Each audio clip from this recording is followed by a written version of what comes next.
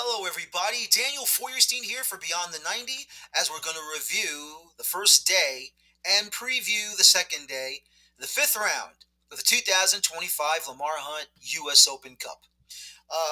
Very short review here. Of course, we only had two matches today, while tomorrow on Wednesday, May 21st, we're going to have the rest of the round of 16 matches. Of course, the remaining six going on. We'll talk more about that as we continue on with this review video. But first match of the night, the New England Revolution hosting the Chicago Fire over at the soccer field at the Providence University Stadium for soccer and I believe also lacrosse. And for the Revolution, unfortunately for them, they fell to the Chicago Fire by a final of 1-3. It started early, unfortunately, friendly fire as Eric Klein of the Revolution put the ball into the back of his own net in the 38th minute. And from that point on, the Fire really coasted. And it was late in the second half, 69th minute, Hugo Kuipers, real strange one. He was able to score off of a rebound shot, not so much of a shot, at least an attempt to clear by a New England Revolution defender, but instead of clearing it over the net, he hit the crossbar and the ball rebounded to Hugo Kuipers, and he just took it very well off that rebound to make it 2-0 Chicago. And really, that was all over, even though they did get a third in the 79th minute by Philip Zinkernagel, make it 3-0 Chicago, and it was really all over but the shouting. The Revolution did get a goal themselves, but unfortunately it was an own goal by Chicago's Justin Reynolds in second half stoppage time. Really, New England, rotation-wise, didn't have enough. Greg Berhalter actually had half the squad, the starters, the other half rotation coming in. So in reality, the Chicago Fire wanted it.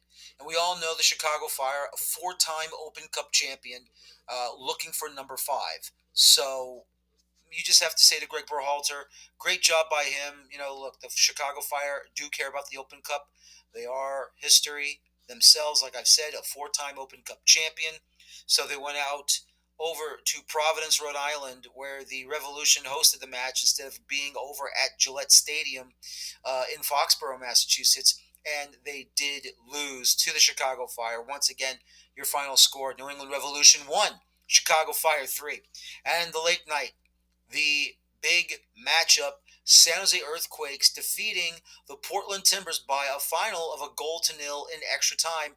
Um, you know, yeah, it was scoreless through regulation, but the truth is, I didn't expect this to be a ho-hum match. This was actually entertaining. This was an entertaining draw in regulation time between the Earthquakes and the Timbers. And, both sides had spectacular attacking runs.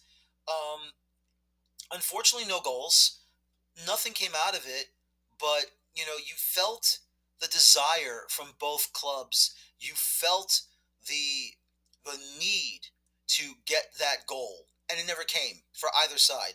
There was a moment late around the 89th minute where now some craziness in this one, some craziness, because in the 86th minute, Kamal Miller did foul Christian Espinoza. And then the question was, where did the foul occur? Where did it start? Did it start outside the area of the Timbers, or did it start inside the area of the Timbers? Well, when the referee watched the whole thing from start to finish, originally the referee did not signal for a foul or for a free kick. But it was his far side assistant, maybe about 3-4 seconds later, I would assume, he waved his flag for the foul. Now, when that originally happened, and the referee comes over, and I guess the original wording was, it's a foul, it's a freak, it's inside the area they felt, and referee said penalty, and then all of a sudden, Portland Timbers players, they all had a conniption. They all were complaining to the referee, how can you call that a penalty? Why is that a penalty when the foul happened outside the box? And so he did have a conversation with the far side assistant. And while having that conversation with the far side assistant, he did give yellow cards to two Portland Timber players. And then after the conversation ended, then he said free kick outside the area and gave Kamal Miller a yellow card as well. So basically, three players. Felipe Mora got the first one for basically crowding and harassing the referee. Johnny Rodriguez, I think it was, getting the second yellow card in the 87th minute for doing the same thing, for complaining, protesting that the foul happened outside the box, not inside the box. And then Kamal Miller, also in the 87th minute, got his yellow card for committing the actual foul that set up the free kick. Great save by Maxime Crepeau from the Portland Timbers to keep the ball out of the net and to keep the match scoreless. And then we get into extra time. Nothing in the first half of extra time until the second half of extra time, where in the 116th minute, Jack Skahan, or Jack Scon, I guess it's pronounced Scon. Jack Scon, great opportunity for him. Mark Anthony Kay was on the far side of the pitch on the outside. He crossed the ball low, and no Portland Timber defender stopped that ball. Neither did Crepeau. And then all of a sudden, Scon just found a way to put his foot out, barely deflecting the ball to tuck it inside the near post. And the San Jose Earthquakes take the 1-goal lead to make it 1-0. Once again, the 116th minute. And then towards the end of extra time, with 1 minute of stoppage time added, Portland couldn't do anything, and the San Jose Earthquakes defeat the Portland Timbers in extra time by a final of 1-0. So right now, two clubs advancing to the quarterfinals, the Chicago Fire and the San Jose Earthquakes. Here are your matches for round 5, day 2, this Wednesday, the 20th of May, 2025. We have 5 matches starting at 7:30 p.m. Eastern. Now, real quick, all 7:30 p.m. matches will start on, at the same time, the Galazzo Show on the Galazzo Network of CBS Sports, which means it's a whip around show, and they'll give you updates with Nico Cantor and whoever will be his sidekick on that show at CBS Sports Galazzo Network. So once again, you can watch the CBS Sports Galazzo Network either if you have the Paramount Plus app or website, you can watch it through that, or free on the PlutoTV.com website. So get ready for that one. And here are the matches right now. New York Red Bulls hosting FC Dallas at Sports Illustrated Stadium, 7:30 p.m. Eastern Time on Paramount Plus and CBS Sports Network. Philadelphia Union hosting the Pittsburgh Riverhounds, the lone USL Championship club remaining in the Open Cup. That will be at Subaru Park at 7:30 p.m. Eastern on Paramount Plus.